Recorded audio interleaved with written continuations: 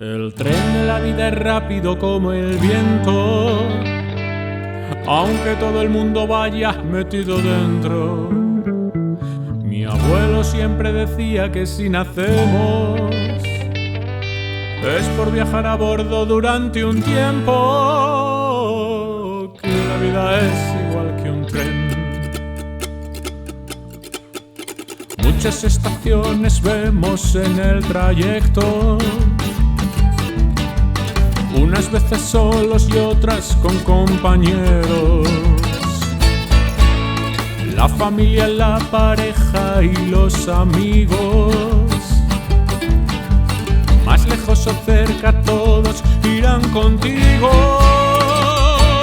Y cuando el tren cambie de vía, tú no te debes asustar,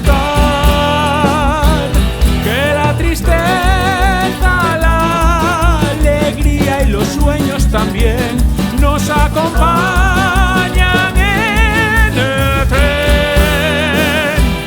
Van en el tren, el tren,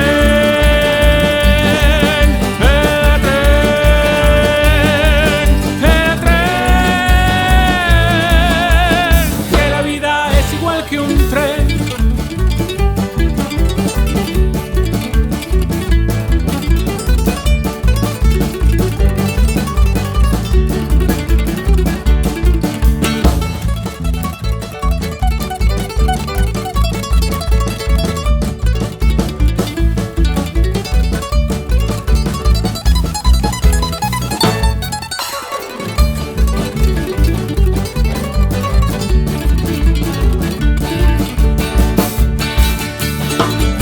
Que el tren subió lo hizo para siempre.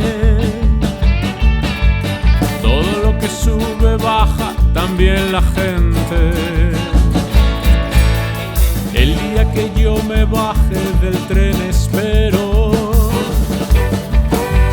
que mi sitio deje solo buenos recuerdos.